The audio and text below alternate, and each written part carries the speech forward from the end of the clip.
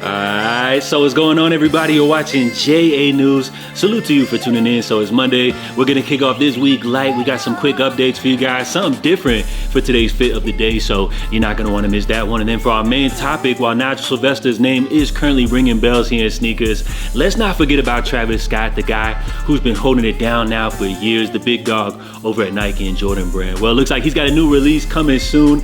It's right around the corner, but for some reason, this one's real quiet. It almost feels like nobody's really talking about these. So it's looking real mysterious on this one. You're watching JA News. Let's jump right into it. So first up, we got a first look here at the new Foamposite 1 Psychic Blue, which to my knowledge, this is a brand new colorway of this Nike classic. So what you got going on right here is a familiar shade of blue. So it's almost kind of like a little bit of nostalgia mixed with something new, which it seems like all kind of comes together to create a new Foamposite colorway, which people seem to be rocking with so far. So be on the lookout. It looks like we got another nice one. These are set to drop summer of 2025. Retail $230. Now next up, we got Shai Gilgeous-Alexander, which we've been speaking a lot on his new signature Converse model. Well, it looks like he was actually spotted in what appears to be a new lifestyle model, which of course you guys see does bear his signature logo right here. So what you got going on right here is not anything brand new, but almost like a familiar soccer, football, lifestyle inspired type of sneaker. So it almost kind of shares some design elements from, say, classics such as the Nike Total 90 all the way down to that slanted tongue that y'all see right here. So it's basically a retro lifestyle sneaker. We see Puma, Adidas has models like this in their catalog as well. So while some not all original, it does kind of showcase Shai's personal style, his personal taste. And the cool thing is it does also show that he's also personally invested in his brand, which I feel like has a whole lot of potential. Who knows what other models he'll be dropping as well, maybe a new pair of boots or something like that. So I'm definitely looking to see what he's got going on over there at Converse. And then we got a first look here at the new Ama Maniere Air Max 95. Apparently these are called hand wash cold, which as far as this one right here, I don't think they've actually personally announced these officially just yet, but it seems like off the early impressions, sneakerheads surprisingly seem to be rocking with these. And I say surprisingly just because it feels like over the last few Ama Maniere collaborations, people have seemed to be kind of like overly critical, I would say, with their over output, if you could even say that. So it's kind of cool to see, you know, a positive reception as far as this one right here. So no real release date details. I'm assuming they must be coming up here very soon. So be on the lookout for an announcement. And as far as like with the Ama Maniere crowd, or kind of like the message that they're trying to put out there, I feel like it's almost kind of like a disconnect with the Nike Jordan brand crowd, because I feel like they're almost more of like a luxury based boutique. Like just for example, just right here on their latest Instagram post right here, they're over here pushing the new Balenciaga collection, which if you take a look here at the comments, you got people just over here asking like, are the threes delayed? Somebody talking about when's the raffle for the Jordan 3s, and then somebody like basically making fun of the t-shirt, talking about his whooping, looking like it's a W after like 4 games or something like that. So as I'm saying, this kind of feels like there's almost like a disconnect between their audience, the message that they're trying to push, and then like with the Jordan brand crowd. But as far as this release right here, it's really cool to see that there is like kind of a positive reception so far. So be on the lookout for those ones coming soon. We're gonna go ahead and jump here into today's fit of the day, which I mentioned we got a little something different. I've been asking for you guys to tag me on the gram and your favorite fit pick. Step up to the plate, and not only do we got one person, we got 2, but actually 3 challengers here today. So first up, we got my man Tattoo Preacher, which you guys see him right here looking like he's flicked up in the parking lot, about to catch a Braves game or something like that. So on feet, what he's rocking here is the Fear of God Nike eerily collaboration, which I definitely got to give him some extra bonus points right here for pulling off an underrated gem right here. What you got right here is Fear of God's take on the classic Nike eerily, a model from the 90s, designed by Tinker Hatfield, which the big element on that one, of course, was the X straps, a design element we also saw featured in the Jordan 8. So a good classic right there.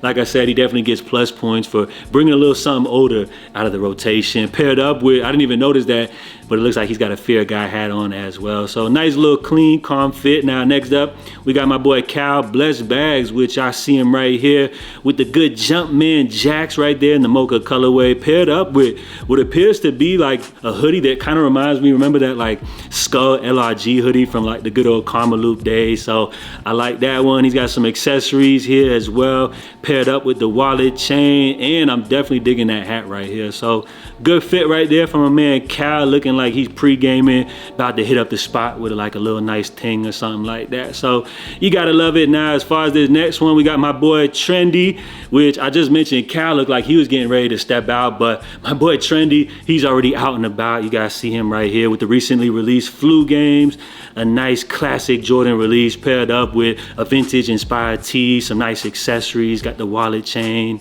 everything like that. So my boy's definitely looking like the parlay just hit right here. I like this fit right here. Now normally I would ask you guys to rate, you know, this fit 0 out of 10, but since we actually got 3 different people stepping up today, rather than just asking you guys to rate the single outfit 0 to 10, let me know out of these 3 outfits right here, which one do you guys feel like is the best outfit of the day? So salute to everybody for dropping a fit. And with those quick updates out of the way, let's go ahead and jump here into our main story. So we got a new Travis Scott drop loading, which Travis, he's been real quiet as of lately, just sitting back patiently watching everybody go crazy for these new Nigel 4s. But he's like, yo, I've been holding down this hype scene for years now, and he's getting ready to drop. As reportedly, we got a date set here for the upcoming Zoom Field Jaxx, which it looks like April 1st is the date. Now I don't know if this is an April Fool's joke or not, but for a Travis Scott release, doesn't it feel like this release is like real quiet? Doesn't it feel like there's almost like nobody talking about this one right here? Which, as far as this drop right here, I know they're gonna be hyped, but